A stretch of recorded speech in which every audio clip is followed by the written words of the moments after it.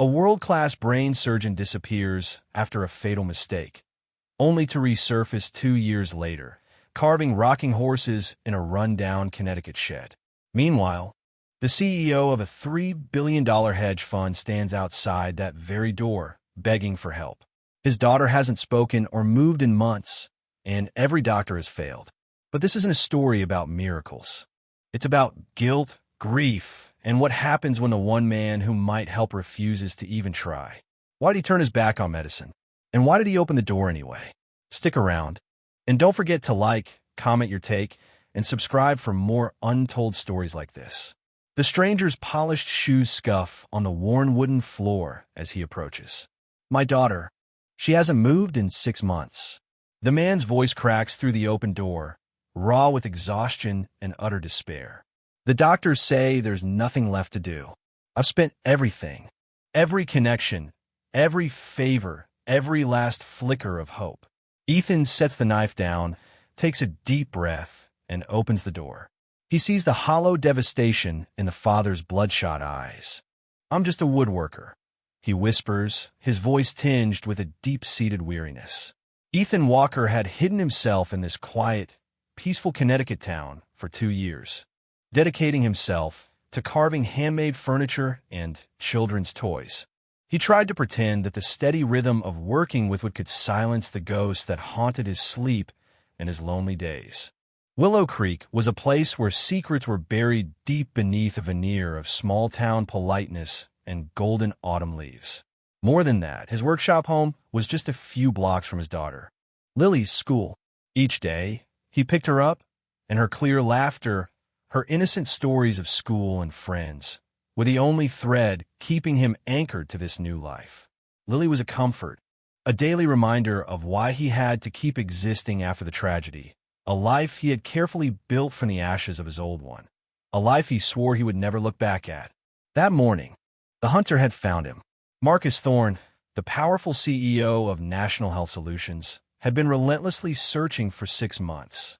He'd traveled everywhere, from top hospitals in Los Angeles to prestigious private clinics in London, begging for help from the world's best specialists. But all had told him his 16-year-old daughter, Chloe, a brilliant high school student, was paralyzed from the waist down after a horrific car accident on Interstate 95. A drunk driver had stolen her future. Chloe had been in a coma for 3 weeks. And when she awoke, the light in her eyes had gone out. She didn't laugh, didn't speak, didn't eat, just sat there, staring into space with boundless despair. Marcus had spent over $3 million on every kind of treatment, from intensive physical therapy to experimental procedures, but all had been in vain. He knew who Ethan Walker was, not the reclusive woodworker he currently appeared to be, but Dr. Ethan Walker, head of neurosurgery at Columbia University Medical Center, New York, a man who had performed hundreds of groundbreaking surgeries and had once been hailed as a genius in his field. My daughter is dying, Dr. Walker, Marcus pleaded, his voice full of desperate entreaty. Ethan's jaw tightened. Painful memories flooded back like icy water. Sophia, his beloved wife, also a brilliant researcher and his constant champion, who had pushed him to new heights in his career, who had fought alongside him for his research, had died on his own operating table. A surgery he himself performed, a rare complication that had claimed her life. The hands that had saved hundreds of lives had failed miserably at the most critical moment. That was the only reason he had abandoned everything, allowing the pain and guilt to bury themselves in every grain of wood, every stroke of the chisel. I'm not a doctor, Ethan said, trying to keep his voice as calm as possible. I'm a woodworker. Marcus placed the envelope on Ethan's workbench, a copy of the research paper Ethan had published at Columbia years ago about the potential for neural pathway regeneration. You're the best. A renowned psychiatrist in Chicago said Chloe needs someone who can help her find a reason to live, not some medication. Marcus's eyes pleaded, his voice catching in his throat. She needs a miracle.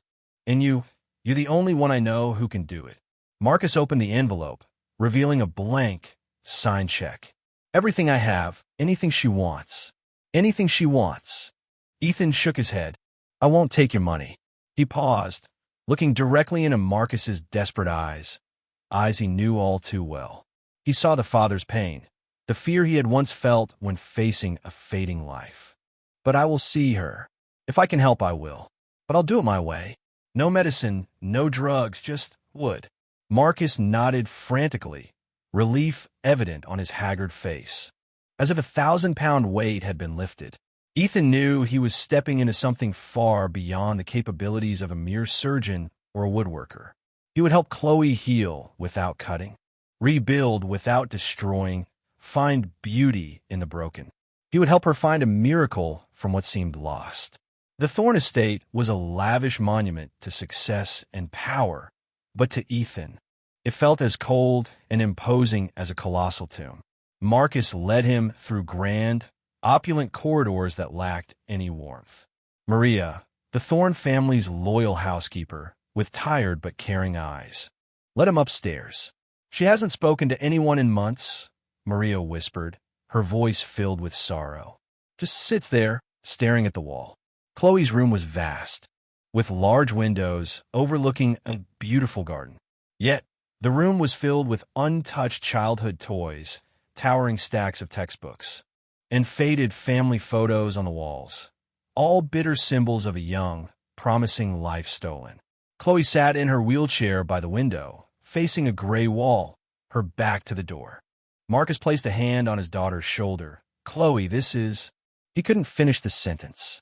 Ethan walked slowly into the room, his steps light as if afraid to shatter the fragile atmosphere. He didn't move, didn't speak, just stood silently observing. He saw no youthful impetuousness, no pride of an excellent student.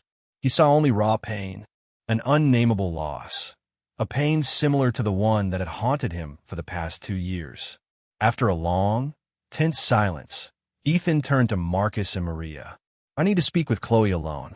Marcus hesitated, then nodded reluctantly. He knew Ethan was his last hope. As the two left, the door softly closed, and Ethan sat on a chair opposite Chloe. He didn't try to comfort her or offer platitudes. He just sat there quietly, patiently waiting. Finally, Chloe spoke, her voice flat, emotionless, like a machine that had lost its soul. "Who are you?" "I'm Ethan," he replied, his voice deep and gentle. "I'm here to help you." She scoffed, a dry, joyless laugh. "No one can help me." Ethan didn't argue. He took a small, exquisitely smooth piece of oak from his jacket pocket and placed it in Chloe's hand. "Feel it," he said, his voice a whisper. Chloe reluctantly took it, her eyes still vacant, showing no reaction. "It's cold." "Yes," Ethan replied, "but it's also alive." He began to speak of forests, of trees standing strong against storms, of the resilience and inherent vitality in every grain of wood. Chloe still didn't react, but her hand tightened slightly around the wood. Ethan didn't press.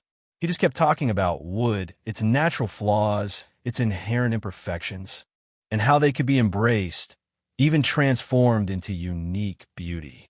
He saw a faint spark in Chloe's eyes, a small, fragile curiosity like a candle flame in the wind. The next day, instead of going to Chloe's cold room, Ethan led her out into the estate's large garden. The air was fresh, birds chirped, and the scent of flowers hung faintly. "Listen," he said, gesturing towards a towering row of old maple trees. "Your first lesson isn't about carving. It's about listening." Chloe looked at him in surprise, her eyes a little wider. "What are you talking about?" Ethan chose a quiet spot near a small pond, under the shade of an ancient maple.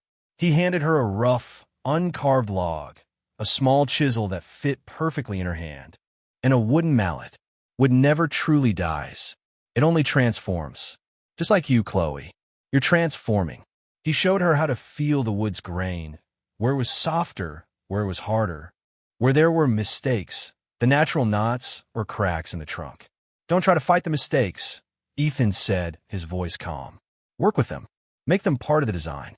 Sometimes, a crack isn't a flaw, but the beginning of something unexpected." Chloe reluctantly began to chisel. At first, her hands trembled, her strokes clumsy, not obeying her will. But Ethan didn't correct or criticize. He simply guided her to breathe deeply, to feel the wood's response beneath the chisel. Gradually, a small spark began to ignite in her eyes, a rare focus. "It's warmer than I expected," Chloe said, her fingers tracing the freshly carved surface of the wood. "And it has a faint smell, like growing things like life." Ethan smiled, a rare and warm smile. "Yes, Chloe, that's life." He taught her how to carve stroke by stroke, without rushing, without demanding perfection. The goal wasn't to create an instant masterpiece, but to create a connection between Chloe and the material, between Chloe and the outside world, between Chloe and herself.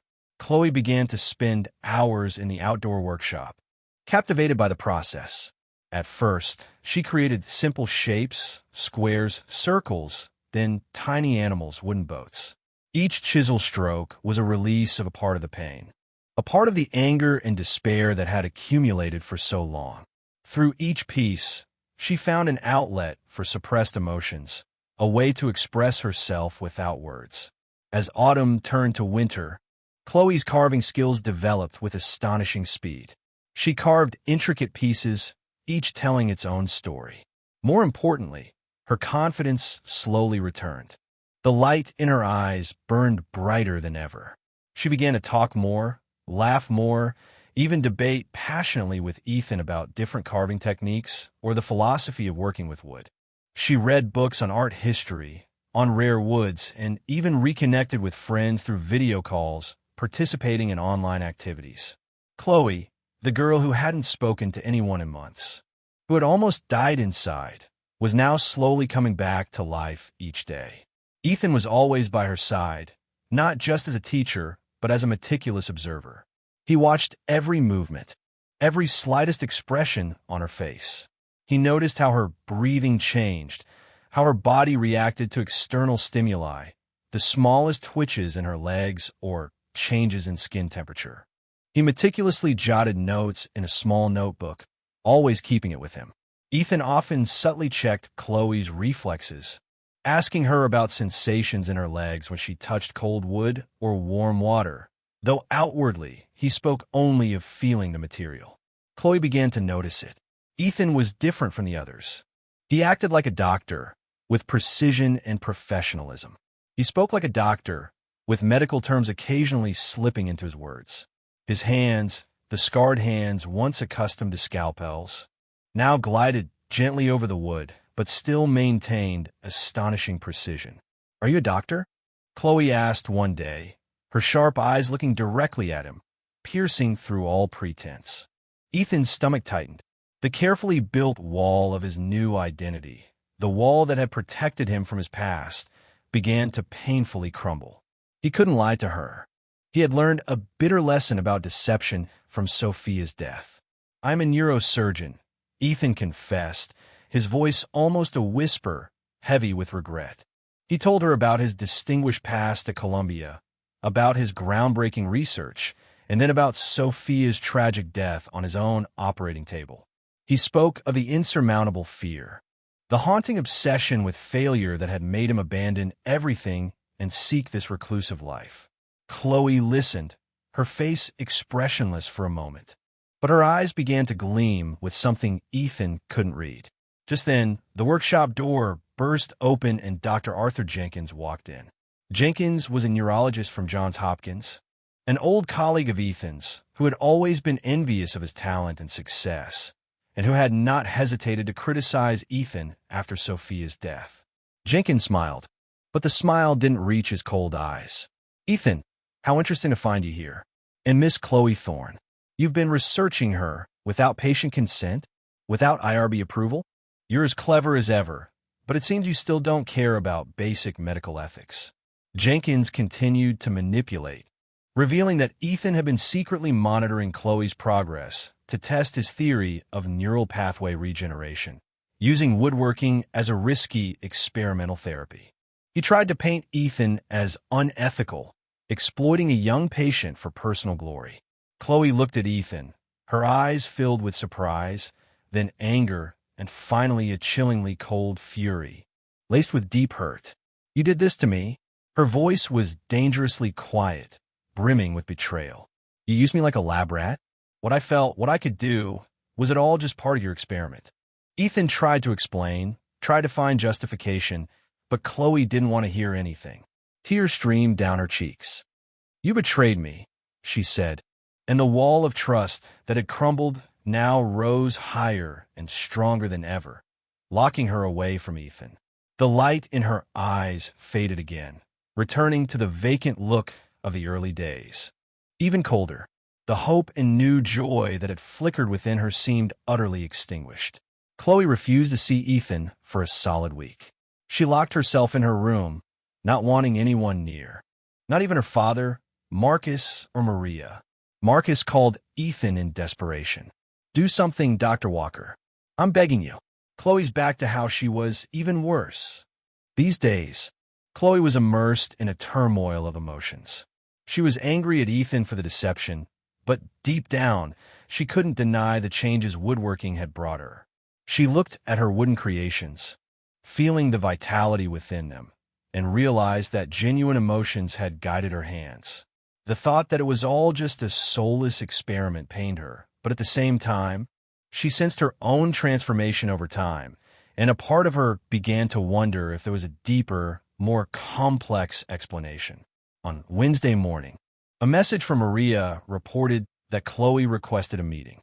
Not just Ethan, but her neurologist at Connecticut General Hospital, Dr. Ramirez, also had to be present.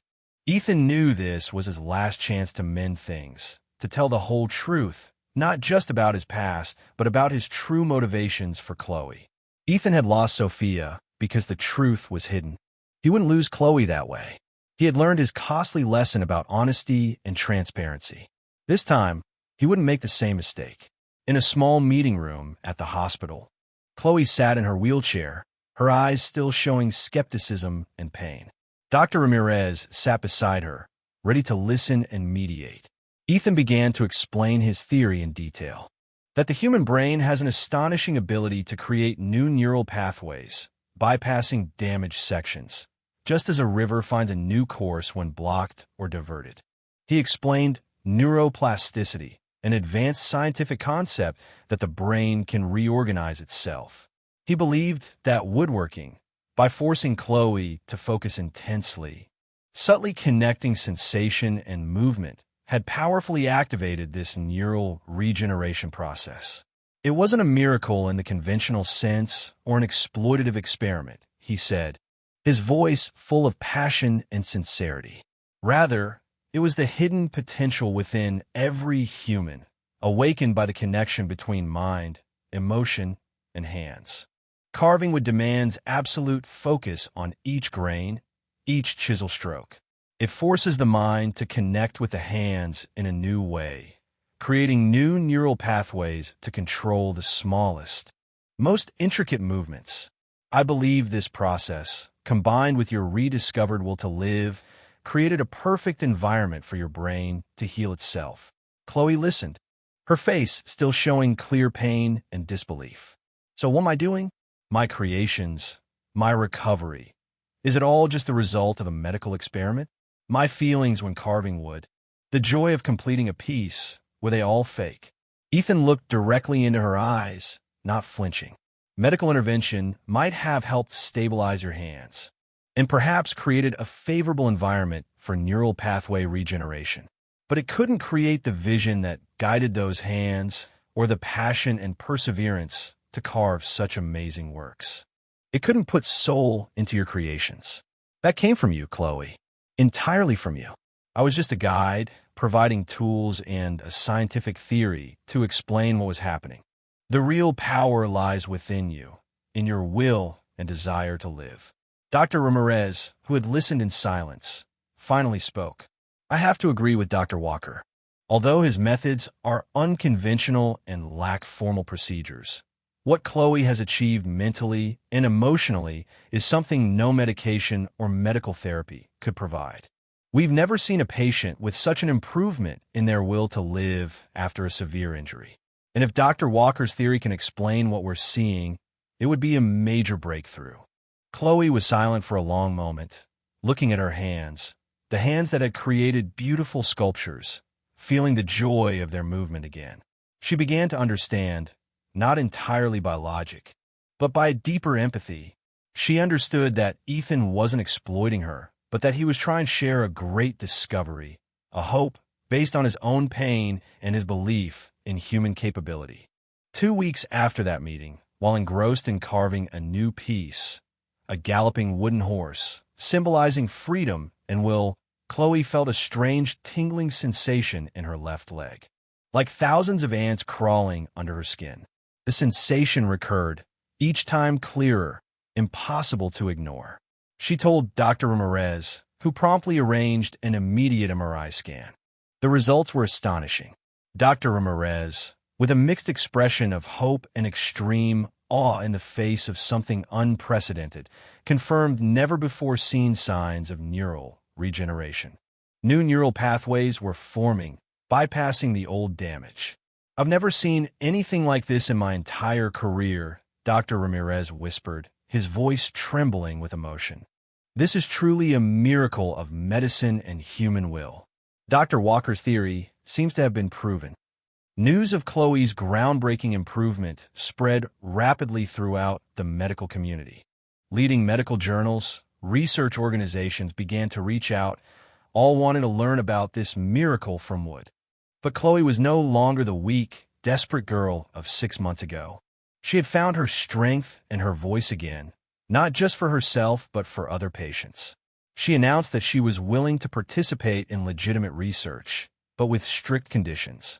"Any study of my case will include patient advocate oversight, complete transparency about methods and purpose, and the right to withdraw at any time," she stated powerfully. "I want every patient to be fully informed and to have autonomy over their own bodies." As for Dr. Jenkins, Chloe requested that he not be involved in any research concerning her. He violated the fundamental trust between doctor and patient by attempting to exploit my condition. While his exposure of the truth was necessary, his methods and motivations are unacceptable in ethical scientific research. Connecticut General Hospital and other medical institutions nationwide were forced to implement new rules regarding patient consent in research based on Chloe's demands. Dr. Jenkins's reputation was severely damaged, and he was excluded from major projects. Ethan, with Marcus's unwavering help and Dr. Ramirez's strong support, reached an agreement with the Medical Ethics Board to continue his research on neural regeneration, but under strict oversight and with full patient consent, adhering to all new ethical rules. Chloe continued to recover physically slowly but steadily. The tingling sensations gradually gave way to more significant neurological changes, improving muscle and reflexes. After a year, she could not only move her left leg with limited range, but also began to walk short distances with crutches, each step a small victory. The relationship between Ethan and Chloe became deeper and more complex, no longer just that of teacher and student or doctor and patient. It was a collaboration based on respect, trust, and a shared goal, a model for ethical collaboration in medicine. He continued to teach her carving, and together they explored the potential of art-based therapy. The Thorne estate was no longer a cold, somber place. It transformed into a creative hub where Chloe began to teach informal carving classes to children with disabilities, sharing her hope and resilience. Joy and laughter had returned to the home. A year after her story went public and resonated globally, Chloe was invited to deliver the opening address at a symposium on medical ethics at the prestigious Johns Hopkins School of Medicine. Ethan and Marcus sat in the front row, their eyes welling with tears as they watched Chloe walk to the podium. Chloe, now confident and strong, with no trace of the desperate girl she once was, stepped onto the podium with her crutches. She shared her story frankly, without concealing the mistakes or the pain, unafraid to speak of the betrayal or the challenges she and Ethan had faced. "I learned not to define my worth or my future by my physical abilities," she said, her voice resonating through the auditorium. "I may never run a marathon, but I can create beautiful things and make meaningful contributions to the world. I found my purpose not in walking, but in standing up for others." She emphasized the importance of trust, transparency, and compassion in medicine, values she had fought to uphold. Medicine at its best is a partnership between doctor and patient, built on trust, transparency, and mutual respect. We must learn to heal not just the body, but also the soul, because a healthy body with a broken soul is not truly healed. After her inspiring speech, as Chloe stood on the historic Johns Hopkins campus, where future doctors would learn and train, Ethan approached. "You did it, Chloe." She smiled, her eyes full of gratitude and understanding. "You did too, Ethan." "We did it." Chloe pondered for a moment, looking toward the horizon. "I regret the initial deception, Ethan, but I don't regret the outcome it brought. Everything that happened, the carving, my recovery, even Dr. Jenkins's exposure of the truth, all led to necessary changes in medicine, changes that will help other patients avoid what we went through. Sometimes the best things come from the worst beginnings, as long as people are willing to learn from their mistakes and work together to fix them." As they stood together in that historic quad, both Chloe and Ethan understood that their story had grown larger than they ever expected. It was no longer just about a girl learning to carve wood or a doctor finding redemption through teaching. It had become a case study in medical ethics, a powerful catalyst for policy changes in the medical field, and a constant reminder that true healing requires both advanced scientific knowledge and profound human compassion. Lily, Ethan's daughter, now 9 years old and still a regular visitor to his woodworking shop, perhaps understood this philosophy best from the beginning. She once told Ethan when he was grappling with his own pain, "Sometimes broken things can be made far more beautiful than before, but only if people are honest about what's broken and work together to fix it." The wooden bird Chloe had carved during her first week of lessons still rested on Ethan's workshop shelf, its wings spread in eternal flight. A silent but meaningful reminder that even the most complex stories can have endings that honor both truth and hope when people are brave enough to confront what's broken.